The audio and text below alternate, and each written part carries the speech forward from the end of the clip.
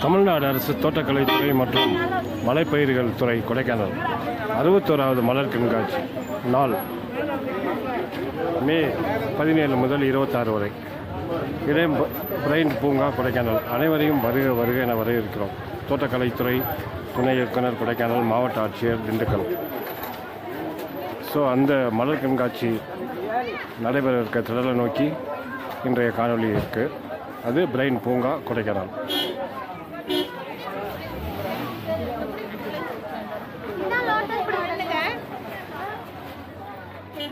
Kodaikanal summer festival 2024 அது குறிப்பாக சொல்லணும்னா மிக சிறப்பாக இருக்கக்கூடிய அந்த மலர் கண்காட்சி மற்றும் கலை நிகழ்ச்சிகள் மே 17 முதல் கொடைக்கானல் இந்த பிரைன் பூங்கா வளாகத்தில் தான் அந்த பல்வேறு கோடை விழா நிகழ்வுகள் நடைபெறக்கூடியது. 61வது மலர் கண்காட்சி. இதுக்கு முன்னாடி 60 மலர் கண்காட்சிகள் இந்த பிரைன் பூங்கா வளாகத்தில் நடந்திருக்கு. இந்த ஆண்டு 2024ஆம் ஆண்டு கொடைக்கானல் பிரைன் பூங்கா வளாகத்தில் இருக்கக்கூடிய அந்த திடலில் நடைபெறக்கூடிய மலர் கண்காட்சி மற்றும் அதில் இருக்கக்கூடிய மற்ற கலை நிகழ்ச்சிகள் நடைபெற இருக்கக்கூடிய பிரைன் பூங்கா வளாகம் இது அது பிரதான ஒரு பகுதியாக இருக்கக்கூடியது. கொடைக்கானல் ஏரியிலிருந்து கிட்டத்தட்ட எட்டும் தொலைவில் நடந்து வரக்கூடிய தொலைவில் இருக்கக்கூடிய இந்த பிரைன் பூங்கா மிக பெரிய பரப்பளவு கொண்ட பல வண்ண மலர்களால் அலங்கரிக்கப்பட்டு தோட்டங்களிலும் மற்றும் பாத்திகளிலும் இது தவிர தொட்டிகளிலும் வைத்து பராமரிக்கப்பட்டு வருகிறது. இந்த மலர் கண்காட்சியாகப்பட்டது பல்வேறு பகுதியிலிருந்து கொண்டு வரப்பட்ட மலர்களை கொண்டு அலங்காரங்கள் செய்யப்பட்டு பொதுமக்கள் பார்வைக்கு வைக்கப்பட இருக்கிறது. நாளை மே 17 அன்று இது ஒரு ஹைலைட் ஆஃப் கொடைக்கானல் அப்படின்னு தான் சொல்லணும். அந்த பகுதியில் தான் இன்றைக்கி நாம் இருக்கோம். ஸோ நாளைக்கு நடைபெற இருக்கக்கூடிய அந்த நிகழ்வில் இன்றைய முன் தயாரிப்புகள் எவ்வாறு இருக்குது அப்படின்ற ஒரு பார்வைக்காக இந்த இடத்தை நோக்கி வந்திருக்கோம். இந்த இடம் பிரைன் பூங்கா.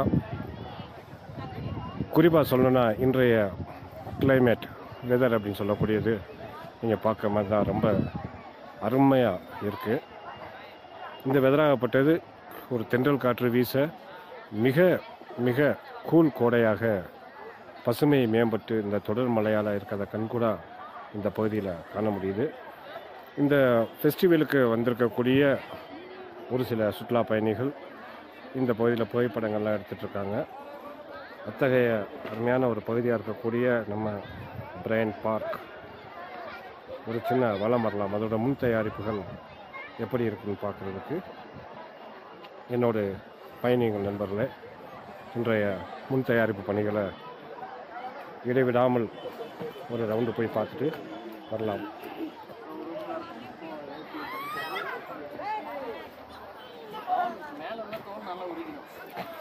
அவசரத்துக்கு ஒரு துணி எடுத்து வாங்கிட்டு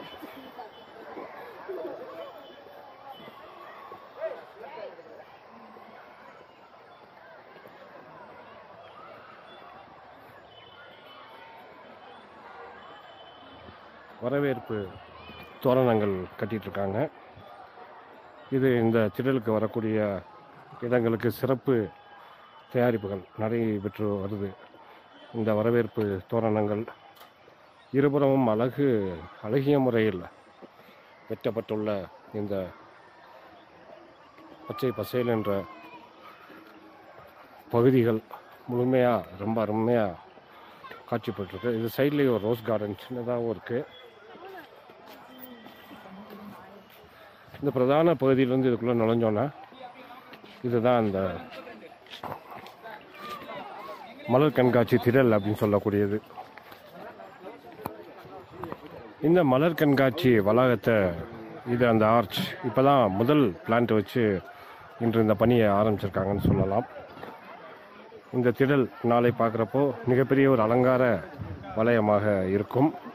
இது தவிர எண்ணற்ற செடிகள், பூக்கள் இந்த இடத்துல டிஸ்ப்ளே பண்ணியிருக்காங்க. இது எல்லாமே இந்த ஸ்டாலில் ஏறின பின்னாடி ஒவ்வொரு மலரையுமே அதோட பெயரோட நம்ம வந்து நின்று கண்டு ரசிக்கிற மாதிரி இருக்கும்.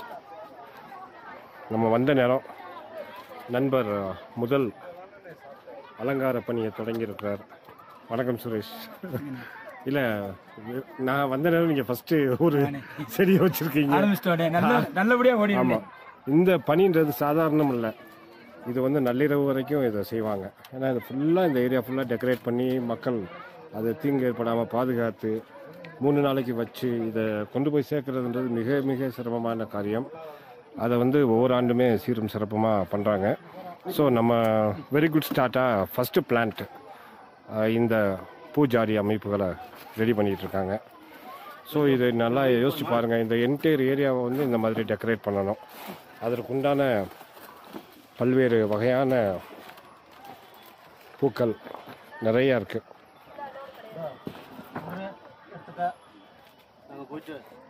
இந்த பூக்கள் எல்லாமே நாளைக்கு காலையில் ஸ்டாலில் ஏறிடும்.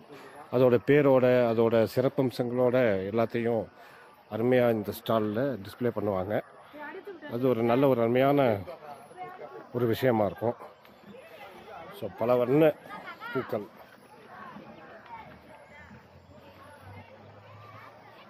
இந்த காணொளி ஒரு முன்னோட்டமாக தான் நான் போடுறேன். ஒரு பெரிய கடும் உழைப்புக்கு பிறகு ஏற்படக்கூடிய ஒரு மகிழ்ச்சி, மக்களை மகிழ்விக்க செய்யப்பட்டுருக்கு. திண்டுக்கல் மாவட்ட ஆட்சியர் தலைமையில் தோட்டக்கலைத்துறை மற்றும் மலைப்பயிர்கள் துறை, சுற்றுலாத்துறை, வனத்துறை மற்றும் நகராட்சி நிர்வாகம் மற்றும் அனைத்து அரசு துறைகளும் ஒருங்கிணைத்து செய்யக்கூடிய இந்த கோடை விழா ஏற்பாடுகள்.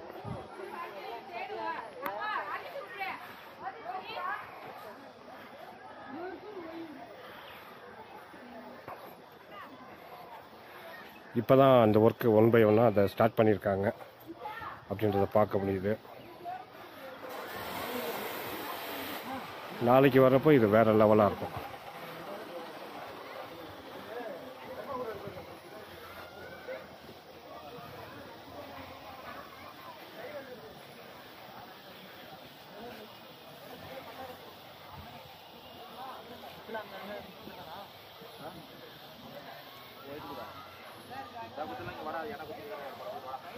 பச்சை பசேல் என்று நமக்காக வேண்டிய மழை அருமையாக பொழிந்து இந்த அழகான முறையில் இதை பண்ணியிருக்கு. இந்த ஏரியாவை பசுமை மேம்படுத்தியிருக்கு அந்த மலை அப்படின்னு தான் சொல்லலாம். இப்போ நம்ம பார்த்துட்ருக்கிறது அதற்குண்டான முன் தயாரிப்பு பணிகளாக இருக்குது. இது எல்லாமே ஸ்டால்ஸ். இந்த ஸ்டாலில் வந்து பல்வேறு விழிப்புணர்வு சார்ந்த விஷயங்கள், கல்வி சார்ந்த விஷயங்கள் மற்றும் விவசாய நலன் சார்ந்த விஷயங்கள், பூங்கா சார்ந்த விஷயங்கள் எல்லாமே இதில் டிஸ்ப்ளே பண்ணி அந்த பணியாளர்கள் அறிவியல் கண்டுபிடிப்புகள் எல்லாமே இந்த ஸ்டால்களில் தான் வைப்பாங்க நாளைக்கு.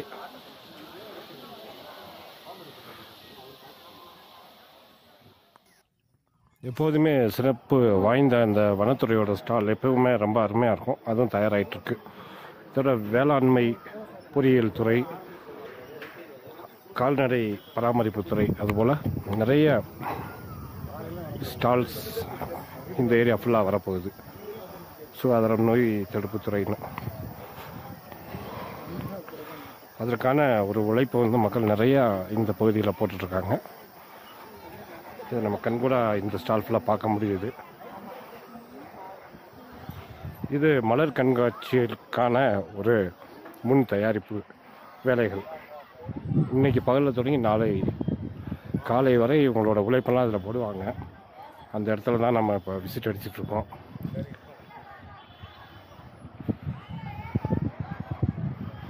இது ஒரு லான் தான், இது ஒரே ஒரு லான்.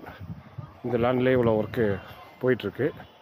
ஸோ நாளைக்கு வந்து நீங்கள் வந்து பார்க்குறப்போ வித்தியாசமாக, பிரம்மாண்டமாக, பிரமிப்பாக இருக்க போகுதுன்றது தான் நாளை நடைபெற உள்ள இந்த மலர் கண்காட்சி திறனோட அந்த செட்டப் இப்படி பண்ணிகிட்டு இருக்காங்க. நாளைக்கு எந்த மாதிரி ஒரு வித்தியாசமான அனுபவத்தை தரப்போகுது அப்படின்றத இந்த காணொலியில் பார்த்தோம்.